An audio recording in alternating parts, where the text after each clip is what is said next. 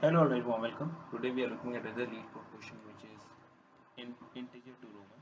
Now, what this question says is that given any integer, we need to change it to the Roman numerical numerals of it. Now, what does that mean is right. If I have a given value, which is say 5, which is given to us, I need to change it to character 5, which is here, right? So if I look at the examples right now, right? So if we're given 2, if I convert that to Roman, it will be like 2 single digit I in a way, right? And if I look at digit 27, that means that would be equivalent to XXVII. That's what we need to return, because if we calculate that, X corresponds to value 10. So 10 plus 10 is 20, 20 plus 5 with this corresponds to 5, that would be 25, and 26 and 27 are the next two digits. Now, how we are going to approach this problem, right? If I look at it, right, and I think this is where it kind of gives throws away a lot of hint actually. If you see, if I have some specific characters which are associated to specific symbols, what I mean by that, right? Apart from what I have here, if I want to correspond to a value 4, that will always be represented by this. And if I have a 9, it will be represented by this. Similarly, if I have, say, if I want to say something like 40, right, then I need to say that will be corresponding to your XL, right, on those lines. So, idea is that I have these predefined numbers which are having the specific symbols associated to them, in which we need to combine it. What I mean by that, right? I have 1, 2, 3, which is straightforward because all of them are associated to value I. If I do that, but the moment I reach 4, right, that is associated to 1V, right? This is where the symbol changes from here to here, right? So what if I kind of keep a tab of all the symbols for specific integers and then work on top of it, right?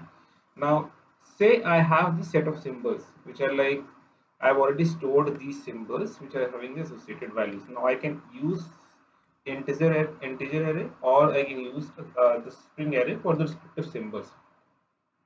Now what we are going to do is we are going to say, let's assume this is what I have stored right now. So say this was 1000, or let me take a smaller number, right? So say I am to return 14. If I look at 14, right, and I say I have this in my repository right now, so assume this. So if I look at it, 14 is greater than equal to the symbol 10, right? Now in this place, what I'll do is I'll replace this 10 with the symbol of it. That symbol says 10, right? Now I have this. Now if I go, now what I'll do is I'll do reduce this number from this. Now I have 4, right? For 4 I have already stored that this is belonging to 4, right? So what I'll do is, okay, I have my 4 in the array, so this time I'll do 4 directly. So this becomes 14 and I'll reduce 4 minus 4. Now this will be equal to 0. So I'll iterate the array and keep on reducing the number which I have in this particular array of mine, which contains the value versus symbol combination, right? To make it simple, let me quickly deep down into the code. I think post that it will become very straightforward for you. So say I have the set of symbols. Say let me pen it down. So I have, say, string. Say these are symbols, right? Symbols is equal to new string, right? In this place, what I'll have is, say, that will correspond to M. Then I'll have, say, CM, right? Because if I look at it, right, my C corresponds to 100, and I'm saying CM, that means that corresponds to 900 if I look at it, right? So similarly, I have CM. Then I have something called, say, a D. Then I have CD, right? Then I have XC. Sorry, first I'll have, say, C. So this, if you see that we are going from descending order, we're looking at the top numerals first, and then followed by that I'll go downwards, right? So I have that written. Let me quickly use that to save the time here, right? So I have these now, wherein I'm going from top to bottom, and similarly their corresponding integers value will be, say, stored with me corresponding to it. So if I'm saying, say for example, right, if I'm saying value 5, then that will correspond to a symbol which is associated to a digit 5 at index 5. What I mean by that is, if I look at value 5, which is say 0, 1, 2, 3, 4, 0, 1, 2, 3, 4, and 5, that will be corresponding to 90. If I look at 9, if I look at symbol 5, right, 0, 1, 2, 3, 4, 5, x is also 90. So I have this one-to-one relationship where all the numbers which are here will be present here as well in the form of numeral component to it.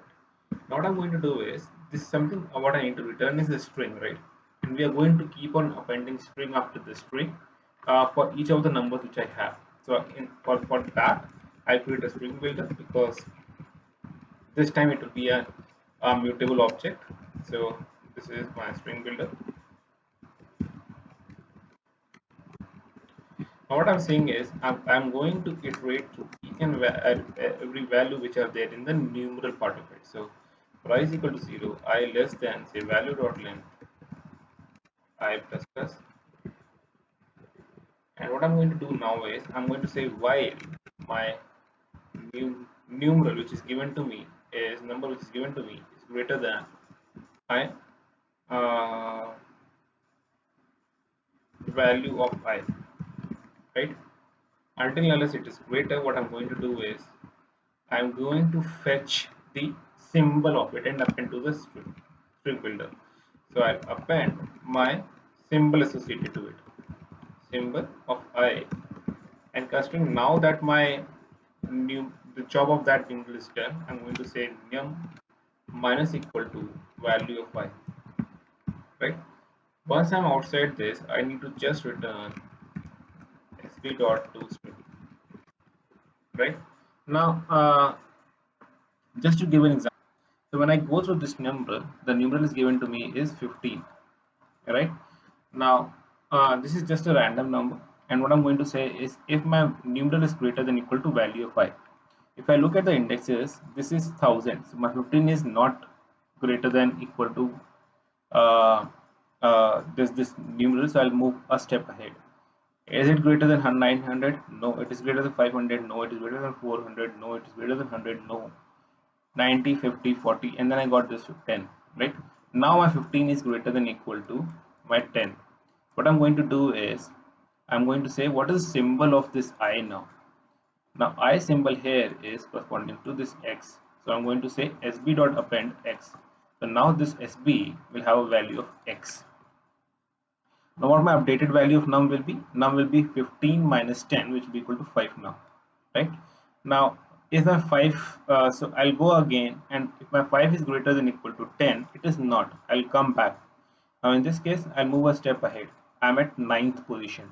If my 5 is greater than equal to 9, no, it is not. If I go to the next one, is 5 greater than equal to 5? That is true. And if I go there inside it, I'll get the symbol associated to it, which will be say this one. Right. I'll append that one. So see, this is the output which I'm going to return, because after that, if I reduce 5 from the existing number, then it will reduce to 0, and ultimately this it will never go inside this, and when I come outside this, I'll return my xv as an output, right? So let me take another example. I missed that. So say let's take an 8 here, right? Let's take an 8, because here we are going to say v111, right? This is what 8 represents, right? So what I'm going to say here is my 8 greater than any of these numbers until I reach 10, right? 10, is my 8 greater than equal to 10? False. Is it greater than equal to 9? False. Is my 8 greater than equal to 5? That is true, right? So if I look at 5, right, 5 symbol is associated to this one, so I'll append this into my sb string builder. And now if I look at my num, right, num will be now equal to 3. Is my 3 greater than equal to 5 now? That is false. If I go to the next one, is my 3 greater than equal to 4? That is also false. Is my 3 greater than equal to 1? That is true. And if I look at the correspondence index to it, that is equal to I. I got I. Now my 3 got reduced to 2. 2 my greater than equal to 1, because I am not changing the index of I. That is also true. Then again go back and append this I. If my, now I'll reduce this to 1 now. If my 1 greater than equal to again 1, that is also true. Then that will again be I. Now this will get reduced to 0. This is no longer equal, greater. I'll move out and return this v111. I hope you would have got the fair idea what we are trying to do here. Let me run this code and see if it is working fine for me. Okay, I missed a comma somewhere and semicolon somewhere. So this is where I'm missing this one, and I have two commas here. Let me run this now. And if you see, I got 3 versus 3. Let me submit it now.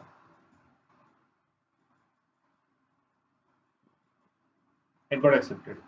Cool. So I hope you would have got a fair idea that what we did is we kind of reduced the number slowly with whatever the least, the next smallest symbol associated to it. So if I'm looking at 8 or if I'm looking at 9, right? Then 9 I have a corresponding value anyways.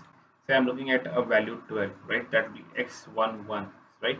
I'll go and iterate C till until unless my number in my value is greater than equal to 12 or not.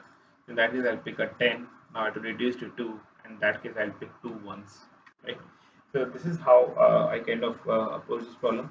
There's other ways as well. You can use you can iterate through this array itself, where you can do iterate the second array where num is you can keep on dividing and take the percentage of it when you took it in the reverse manner.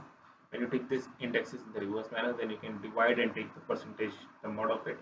That is also another approach. You can go ahead and try that, but I found this to be an easier approach, so I kind of went ahead and applied that. Right. With this, I'll take your leave. In case you still have any questions, any doubts, please do reach out to me in the comment section. In case you like this explanation and are new to this channel, in both ways, please do like the channel, and in case you haven't subscribed, please do subscribe. Thank you guys. Thanks a lot.